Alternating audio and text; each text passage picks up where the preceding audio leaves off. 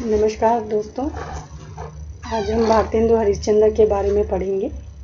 उनका जीवन परिचय, रचनाएं और कुछ महत्वपूर्ण जो उनकी फेमस काव्य और नाटक हैं उनके बारे में मैं आपको कुछ बताऊंगी। तो चलिए शुरू करते हैं।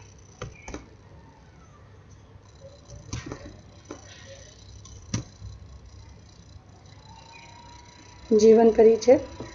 सबसे पहले मैं आपको बता दूं, भारतेंदु हरिश्चंद्र हमारे हिंदी के पितामह कहे जाते हैं। गद्य की शुरुआत, नाटक की शुरुआत, पत्रकारिता की शुरुआत सब उन्होंने ही किया था।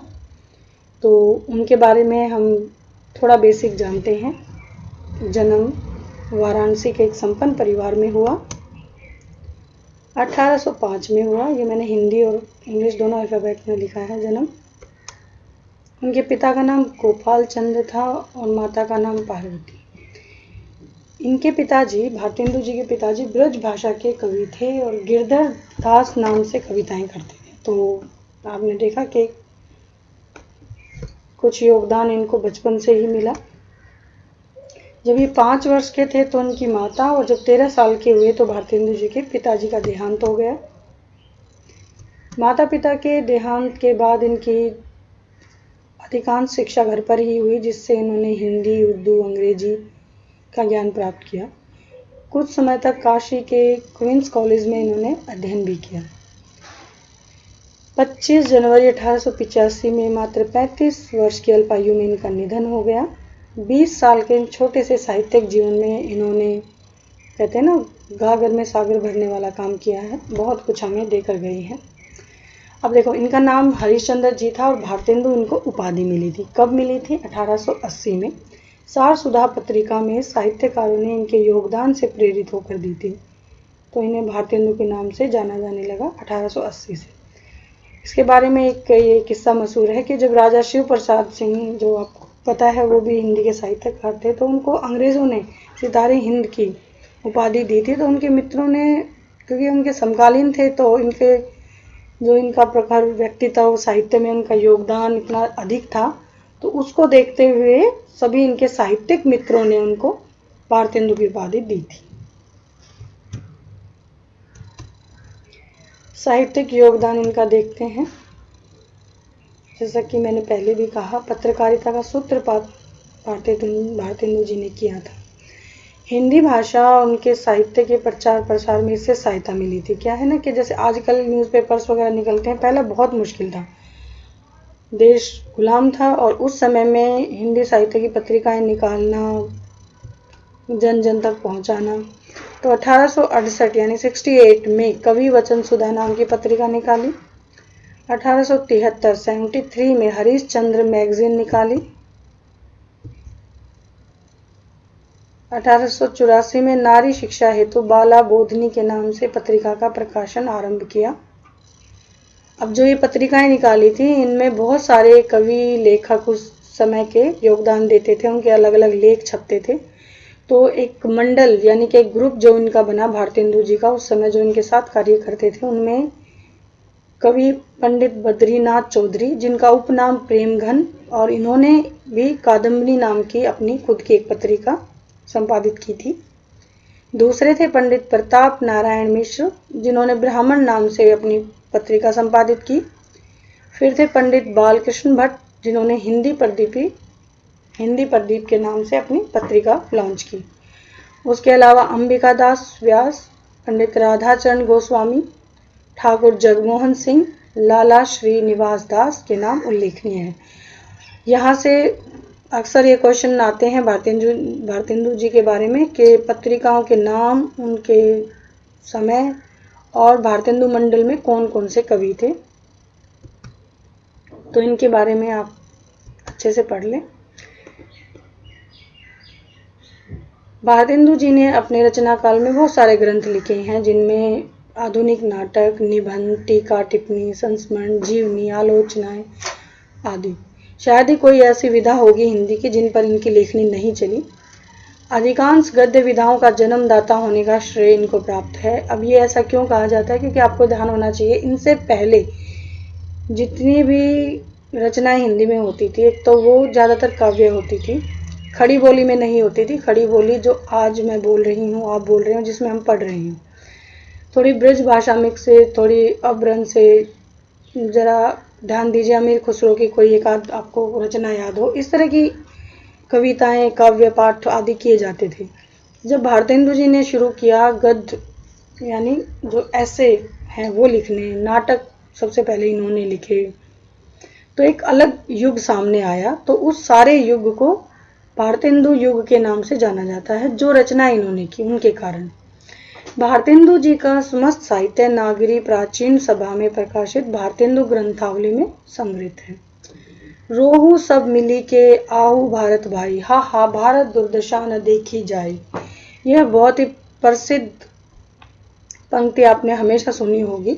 ये भारत दुर्दशा नामक जो कविता है उसके बारे में, इसके बारे में मैं आपको बता दूं कि देखिए 1875 में उन्होंने एक नाटक लिखा था भारत दुर्दशा, और इसके सामने जो मैंने वर्ड लिखा है रचित दुखांत नाटक। आप ध्यान रखिए कि हमारी हिंदी में दो तरह के नाटक आपको देखने को मिलेंगे, दुखांत और सुखांत।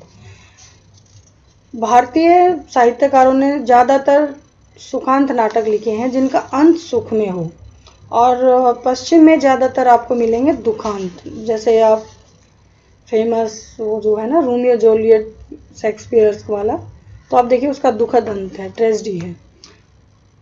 तो जो भारत दुर्दशा उन्होंने नाटक लिखा, उनकी जो प्रस्तावना थी, तो उसमें प्रस्तावना में ही एक कविता होती है जिसको एक योगी मंच पर गाते हुए लावणी भाषा में प्रवेश करता है।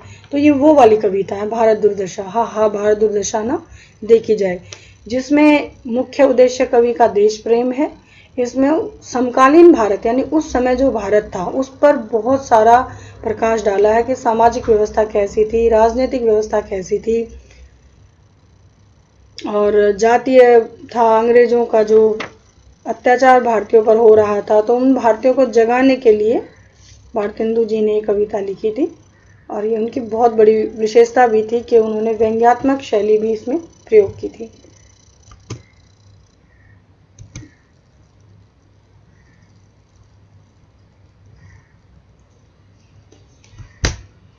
अब देखिए स्लाइड्स में मैं आपको मुखरियों के बारे में बताती हूँ। जैसे इसमें पहले इनको समझिए आप। मुखरी जैसे अमीर खुसरो जी ने लिखी थी, तो वो एक पहेली के रूप में एक सखी दूसरे से कहती है और वो बार बार उसे कहती है कि सजन, वो कहती नहीं पंखा तारा। इससे उन्होंने श्रृंगार रस पे लिखा था। अब भारतेंदु जी ने उन्हीं को नए जमाने की मुखरी कहते हुए एक व्यंग्यात्मक शैली में और कटास करते हुए उस टाइम के सामाजिक समकालीन जीवन जो कि अंतर विरोध चल रहे थे अंग्रेजों से, तो किन किन बातों पर उन्होंने प्रकाश डाला। बहुत सारे ग्रेजुएट थे लेकिन नौकरियां नहीं थी, चुंगी अमला इस तरह के टैक्स थे, अखबारों पर जैसे मैंने पहले बताया इतना आसान नहीं था अखबार निकालना, और देशभक्ति से संबंधित कोई रचना छापना। उस टाइम के जो कानून थे वो थोड़े भारतीयों के लिए मुश्किल थे, ज़्यादा सुनवाई उनकी होती नहीं थी। तो आप ध्यान रखिएगा कि नए जमाने की मुखरी नवोदित हरिश्चंद्र मैगजीन, यानी कि नई नई जो हरिश्चंद्र मैगजीन थी चंद्रिका, उसमें 1884 में प्रकाशित हुई। उसका एक उदाहरण देखिए, तीन बुलाएं 13 आवे, निज निज बिपता रोई सुनावे, आंखों फूटे भरा न पेट, क्यों सखी सजन नहीं ग्रेजुएट। अब ये कटास करते हैं कि जहाँ एक की जरूरत होती है 13 आ रहे हैं, अपनी अपनी विपदा यानी दुख सुना रहे हैं, आंखें फूट जाती हैं काम करते करते पर पेट नहीं बढ़ता, यानी तनख्वाह इतनी कम है। तो वो पूछती है क्यों सखी सजन, कहते नहीं ग्रेजुएट। अगली स्लाइड्स में देखते हैं। भारतेंदु जी ने ब्रज भाषा में भी काव्य रचना की। उन्होंने शुरुआत ब्रज भाषा से ही की, जैसा कि पहले बताया था उनके पिताजी भी ब्रज भाषा में कविताएं लिखते थे। श्रृंगार और भक्ति पर उनकी कविताएं ब्रज भाषा में ही हैं। जैसे सूरदास जी ने श्री कृष्ण पर लिखे हैं, इसी तरह भारतेंदु जी ने श्री कृष्ण पर पद लिखे हैं। नई अनुभूतियों के लिए खड़ी बोली का काव्य भाषा बनाया। नई अनुभूतियां, नए प्रयोग उन्होंने किए, नई नई भाषा लोगों को सिखाई। कविता और सवैया, इन्होंने जो पद रचे हैं वो कविता और सवैया में हैं। इनकी रचनाओं पर हम नजर डालते हैं। काव्य में जो हम बात करेंगे, इनका जो काव्य है प्रेम मल्लिका, प्रेम सरोवर, प्रेमाश्रु वर्णन, प्रेम माधुरी, प्रेम तरंग, प्रेम प्रलाप, प्रेम पचासा, प्रबोधिनी, विजयिनी, विजय पताका, वर्षा विनोद, कृष्ण चरित्र, रसलीला, जैन कुतुल, सत्सई श्रृंगार, नए जमाने की मुखरी तथा उर्दू श्यापा। इनमें से किसी भी रचना का नाम लेकर पूछ लिया जाता है कि भारतेंदु जी की रचना इनमें से कौन सी। फिर इनके फेमस जो नाटक हैं, सत्य हरिश्चंद्र, भारत दुर्दशा, नील देवी, भारत जननी, पाखंड विडंबन, अंधेर नगरी, वैदिक हिंसा, हिंसा न भवती, विशेषय विश्वबोधम, सती प्रताप तथा प्रेम योगिनी। ये इनके प्रसिद्ध नाटकों के नाम हैं, ये याद करने होंगे आपको।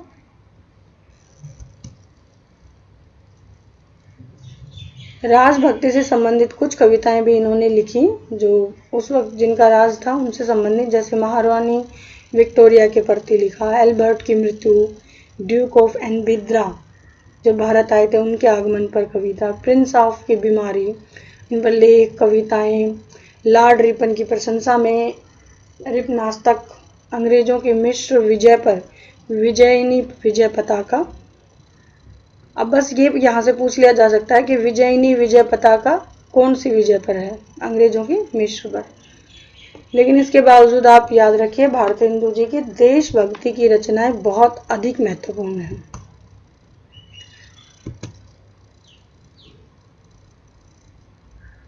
भारतेंदु जी ने अपने लेखन की शुरुआत में एक बंगला नाटक का अनुवाद किया 1867 में। मुद्रा राक्षस नाटक का अनुवाद किया जो विशाख दत्त का संस्कृत में था। तो दुर्लभ बंधु के नाम से शेक्सपियर्स के मर्चेंट ऑफ वेनिस का अनुवाद किया। यहाँ से प्रश्न इसी तरह आता है, ये नेट में आ भी चुका है एक बार, कि शेक्सपियर के मर्चेंट ऑफ वेनिस का अनुवाद किस नाम से और किस लेखक ने किया। तो दुर्लभ बंधु भारतेंदु जी ने। कहानी अद्भुत अपूर्व स्वप्न लिखी गई। आत्मकथा है इनकी, एक कहानी, कुछ अब बीती कुछ जग बीती। यात्रा वृतांत में फेमस है सरयू की यात्रा, लखनऊ। उपन्यास पूर्ण प्रकाश, चंद्र प्रभा। अब आप यहाँ पर थोड़ा ध्यान दीजिएगा, क्योंकि ज़्यादातर हम कहते हैं ना नाटककार हैं भारतेंदु जी, तो चंद्र प्रभा और पूर्ण प्रकाश अच्छे से याद कीजिएगा। कभी कभी उपन्यास भी पूछ लिए जाते हैं। हिंदी साहित्य के पितामह भारतेंदु जी।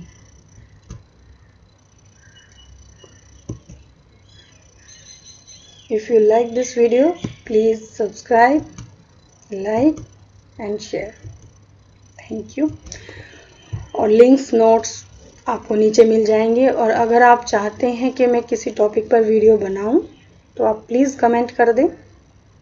और ज़्यादा मुश्किल नहीं होता है, जब आप हिंदी साहित्य से प्रेम करते हैं तो एक एक करके सारे कवि और लेखक आपको अच्छे लगने लग जाते हैं। और जब भाव के साथ आप उनको बार बार पढ़ेंगे ना, रटने की ज़रूरत नहीं है, बार बार पढ़ेंगे तो उनकी कविताएं, लेख, उनके बारे में कुछ स्टोरीज, जन्म, मृत्यु, यही आपको याद रखना पड़ता है। So best of luck for your future. Thank you.